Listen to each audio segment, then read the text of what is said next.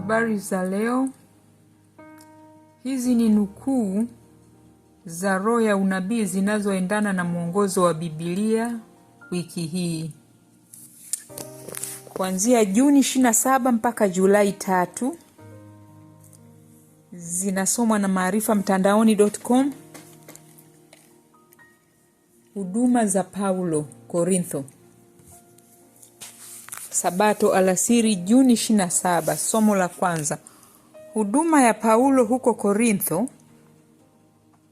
Ingawa Paulo aliketi miguuni pa Gamalieli kama mwanafunzi makini na mwenye bidii, pia alijifunza tasnia. Alikuwa mshonaji mahema mwenye elimu. Ilikuwa desturi miongoni mwa Wayahudi wa tajiri na pia tabaka la maskini kuwafundisha wana na binti zao kazi fulani yenye manufaa, ili hali mbaya zikitokea wasiwe tegemezi kwa wengine, bali wawe na uwezo wa kielimu wa kujikimu mahitaji yao wenyewe. Vijana waliweza kufundishwa katika mistari ya fasihi, lakini pia ilikuwa lazima wafundishwe ufundi au stadi fulani. Hii ilikuwa sehemu muhimu ya elimu yao. Ushuhuda wa maandiko kuhusu Paulo na Akila ni kwamba kazi yao ya kujikimu kimaisha ilikuwa kushona mahema. Walipokuwa wakihubiri Injili, Paulo na wenzake walifanya kazi yao ya kushona mahema, na kwa kufanya hivi wangeweza kuwapa zawadi watu waliowasikiliza ujuzi kamili wa Kristo. Walijitahidi ili wapate riziki. Huko Korintho, Paulo aliishi na kufanya kazi pamoja na Akila na Priscilla, akiwafundisha ukweli kikamilifu zaidi. Mtume mkuu akuona haya wala kuogopa kazi za mikono, na akuichukulia mada hii kana kwamba ni jambo la kumshushia hadhi kwa njia yoyote ile katika huduma. Desturi za kuwasaidia wanaume na wanawake kuwa wavivu au walegevu kwa kuwapa vizawadi wao binafsi au pesa za kanisa huwatia moyo katika tabia za dhambi, na mwenendo huu unapaswa kuepuka kwa tahadhari. Kila mwanamume na mwanamke na mtoto anapaswa kuelimishwa kufanya kazi ya kivitendo na yenye manufaa. Wote wanapaswa kujifunza tasnia fulani. Inaweza kuwa kutengeneza mahema au inaweza kuwa biashara katika nyanja zingine. Lakini watu wote wanapaswa kuelimishwa kutumia viungo vya miili yao kwa kusudi fulani. Na Mungu yuko tayari kuongeza uwezo wenye kubadilisha kwa wale wote watakaojielimisha wenyewe kwa mazoea ya bidii ya kazi. Ikiwa mtu mwenye afya njema ya kimwili ana mali na hana haja ya kuingia katika ajira kwa ajili ya kujikimu mwenyewe, anapaswa kufanya kazi ili kupata njia ya kuendeleza kusudi na kazi ya Mungu. Anapaswa kuwa mtu asiye mvivu katika shughuli, mwenye bidii katika roho, akimtumikia Bwana. Mungu awabariki wote watakaolinda ushawishi wao kuhusu wengine katika swala hili. This Day with God, ukurasa 203. Wakati wa kukaa kwake Korintho, Paulo alipata muda wa kushughulikia matarajio ya siku za mbeleni ya kazi katika nyanja hizi mpya na pana za huduma. Kufikiria safari yake ya kwenda Rumi kulichukua umakini wake haswa. Mojawapo ya matumaini yake ya dhati na mipango aliyoithamini sana ilikuwa kuona imani ya Kikristo ikiwa imara katika kitovu kikuu cha ulimwengu uliojulikana. Kanisa lilikuwa tayari limeanzishwa Rumi, na mtume alitamani kupata ushirikiano wa waumini huko katika kazi itakayotimizwa Italia na katika nchi zingine. Ili kuandaa njia kwa ajili ya kazi yake miongoni mwa ndugu hawa ambao wengi wao walikuwa bado wageni kwake, aliwatumia barua ili kutangaza kusudi lake la kutembelea Rumi na tumaini lake la kupanda bendera ya msalaba huko Hispania. Jumapili Juni 28. Paulo, mtume wa Yesu aliyeitwa na Mungu. Agizo zito alilopewa Paulo wakati wa mahojiano yake na Anania lilizidi kuwa na uzito moyoni mwake. Paulo alipoitikia mwaliko wa ndugu Sauli kupokea kuona, na kwa mara ya kwanza alipoutazama uso wa mtu huyu mcha Mungu, Anania, chini ya uongozi wa Roho Mtakatifu alimwambia, Mungu yule yule aliyeabudiwa na baba zetu amekuchagua wewe upate kujua mapenzi yake na kumwona yule mwenye haki na kuyasikia maneno kutoka katika kinywa chake. Kwa maana utakuwa shahidi wake kwa watu wote kwa yale uliyoyaona na kuyasikia. Na sasa kwa nini basi unakawia? Simama ubatizwe ukaoshwe dhambi zako ukiliita jina la Bwana. Maneno haya yanafikiana na maneno ya Yesu mwenyewe ambaye alimtokea Sauli na kuteka umakini wake akiwa safarini kwenda Dameski, na akatangaza, nimekutokea kwa kusudi hili ili nikufanye mhudumu na shahidi wa mambo haya uliyoyaona na wa mambo ambayo nitakayokuonyesha, nikikuokoa na watu na mataifa ambao nakutuma kwao sasa, uwafumbue macho yao na kuwageuza kutoka gizani hadi nuruni na kutoka kwa nguvu za shetani hadi kwa Mungu, wapate msamaha wa dhambi na urithi miongoni mwao waliotakasa kwa imani iliyo ndani yangu. Paulo alipotafakari mambo haya moyoni mwake, alielewa zaidi na zaidi maana ya wito wake wa kuwa mtume wa Yesu Kristo kwa mapenzi ya Mungu. Wito wake haukutoka kwa wanadamu bali kwa Yesu Kristo na Mungu Baba. Wagalatia 1:1. Ukuu wa kazi iliyo mbele yake ulimfanya ajifunze sana maandiko matakatifu ili aweze kuhubiri Injili, sio kwa hekima ya maneno, bali msalaba wa Kristo usije ukabatilika. Wakorintho wa kwanza 1:17. Bali kwa dalili za Roho na nguvu, ili imani ya wote waliosikia isimame katika hekima ya wanadamu, isisimame katika hekima ya wanadamu bali katika nguvu za Mungu. Wakorintho wa kwanza 2:4 na 5. You shall receive power, ukurasa 279. Katika kumbukumbu za watu waliotenda mengi na kuteseka kwa ajili ya jina la Yesu, hakuna jina linalong'aa kwa mng'ao angavu au safi zaidi kuliko jina la Paulo, mtume kwa watu wa mataifa. Upendo wa Yesu ulingana zile Wagiriki, Wayahudi na Warumi pamoja na wasafiri. Katika safari za utume kwa njia hii, Paulo aliona kila upande vikwazo vikubwa kwa maendeleo ya kazi yake. Mji huu ulikaribia kujiachilia kabisa kwa ibada ya sanamu. Venus ndio alikuwa mungu wao wa kike anayependwa, na ibada ya Venus ilihusiana na ibada na sherehe nyingi zenye maadili yaliyovunjika. Wakorintho walikuwa wamejulikana miongoni mwa wapagani kwa ngono chafu na uasherati uliokithiri. Walionekana kutokuwa na mawazo ya kujali kitu kingine zaidi ya raha na starehe za kitambo tu. Katika kuhubiri Injili huko Korintho, mtume alitumia njia tofauti na ile iliyokuwa imeashiria kazi yake huko Athene. Alipokuwa katika nafasi hii, alijaribu kurekebisha mtindo wake wa kufikia watu kulingana na sifa za watu waliokuwa kwenye hadhira yake. Kabla ya hapa, alikuwa amekutana na watu kwa kutumia mantiki kwa mantiki, sayansi kwa sayansi, falsafa kwa falsafa. Alipofikiria muda aliotumia kufanya hivyo na kugundua kwamba mafundisho yake huko Athene yalikuwa na matunda machache tu, aliamua kufuata mkakati mwingine wa kazi huko Korintho.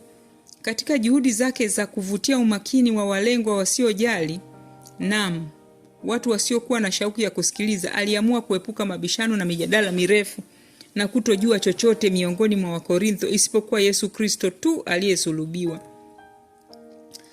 Aliwahubiria sio kwa maneno ya hekima ya kibinadamu bali kwa dalili za Roho na nguvu. Wakorintho wa kwanza 2:2. Kitabu cha Matendo ya Mitume ukurasa wa 243 na 244. Ilikuwa desturi ya Paulo kutumia mtindo wa ufasaha katika mahubiri yake ili kuwashawishi watu. Paulo alikuwa mtu aliyekuwa na stahiki na sifa za kuzungumza mbele ya wafalme, mbele ya watu wakubwa na wasomi wa Atheni, na ujuzi wake wa kiakili mara nyingi ulikuwa na thamani kwake katika kuandaa njia ya kufikia watu kwa Injili. Alijaribu kufanya hivi huko Atheni, akikutana na ufasaha wa watu kwa ufasaha, falsafa kwa falsafa na mantiki kwa mantiki, lakini alishindwa kupata mafanikio aliyoyatarajia. Ufahamu wake wa baadaye ulimwongoza kuelewa kwamba kulikuwa na kitu kilichopungua katika hekima ya mwanadamu ambacho hakuwa nacho. Alijua kwamba ni lazima apokee nguvu zake kutoka katika chanzo cha juu zaidi ili kuwafanya maamuzi na kubadilisha wenye dhambi. Roho wa Mungu lazima aje katika kazi yake na kutakasa kila maendeleo ya kiroho. Kwa Paulo, msalaba ulikuwa kitu kimoja cha kuvutia na cha kupendeza zaidi ya kitu kingine chochote. Tangu alipokamata katika kazi yake ya kutesa watu ambao walikuwa wafuasi wa Yesu Mnazareti aliyesulubiwa, hakuwahi kuacha kujivunia msalaba. Alijua kutokana na uzoefu wake binafsi kwamba wakati mwenye dhambi anapoona upendo wa Baba wa mbinguni kama unavyoonekana katika dhabihu ya mwanae na kujisalimisha kabisa kwa ushawishi wa Mwenyezi Mungu, mabadiliko ya moyo hutokea, na kuanzia hapo Kristo ni yote katika yote. Wakati wa kuongoka kwake, Paulo alitiwa moyo na hamu kubwa ya kuwasaidia wanadamu wenzake kumwona Mungu na Yesu wa Nazareti kama mwana wa Mungu aliye hai, mwenye nguvu ya kubadilisha na kuokoa. Tangu wakati huo maisha yake yalikuwa yametolewa kikamilifu kwa juhudi yenye kuonyesha upendo na nguvu ya yule aliyesulubiwa. Juhudi za mtume hazikuwekezwa tu kwa uzungumzaji wa hadharani. Kulikuwa na wengi ambao hawangeweza kufikiwa kwa njia hiyo. Hivyo Paulo aliwatembelea wagonjwa na watu wenye huzuni, aliwafariji walioteseka na kuwainua waliokandamizwa, na katika yote aliyosema na kufanya alitukuza jina la Yesu. Paulo aligundua kwamba utosholevu wake haukuwa ndani yake mwenyewe, bali ndani ya Roho Mtakatifu ambaye ushawishi wake wa neema ulijaza moyo wake. Nafsi ilifichwa na Roho na Kristo akafunuliwa na kuinuliwa. Conflict and Courage, ukurasa wa 341. Jumanne, Juni 30, jiji la Korintho. Paulo alikuwa mshona mahema na alijitegemeza kimaisha kwa kufanya kazi yake hii. Alipokuwa akifanya kazi yake hii, alizungumza kuhusu Injili kwa wale waliokutana nao na akageuza roho nyingi za watu kutoka kwenye upotovu hadi kwenye ile kweli. Hakupoteza nafasi yoyote ya kuzungumza kuhusu Mwokozi au kuwasaidia wale waliokuwa katika shida.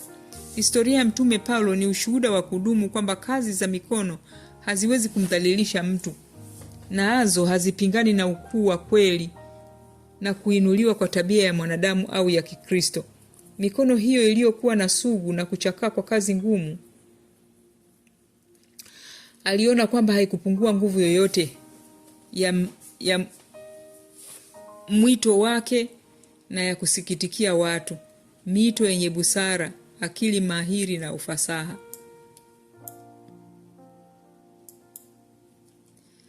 Mikono hiyo iliyochoka, alipoiwasilisha mbele ya watu, alishuhudia kwamba hakuwa tegemezi au mzigo kwa mtu yoyote kwa ajili ya kupata mahitaji au kujisaidia. Wakati mwingine pia aliwasaidia watendakazi wenzake, na yeye mwenyewe aliteseka kwa njaa ili aweze kuwasaidia wengine. Alishiriki mapato yake na Luka na akamsaidia Timotheo kupata mahitaji muhimu kwa ajili ya safari yake.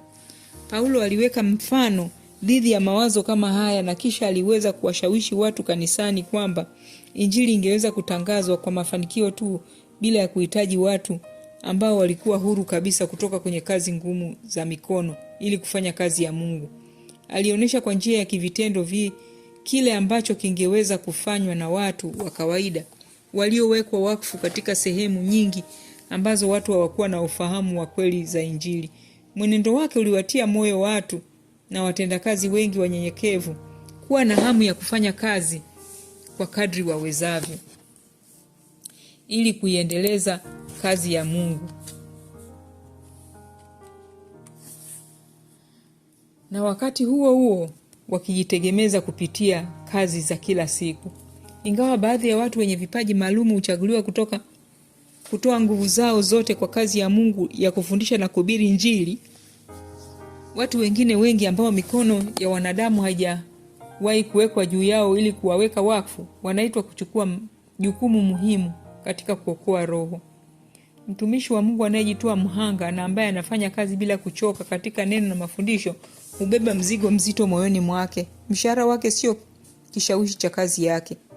Mtu huyu alipokea kutoka mbinguni utume wake, na ni mbinguni tu ndipo anaweza kutarajia thawabu yake wakati kazi aliyokabidhiwa itakapokamilika. Conflict and Courage, ukurasa 342.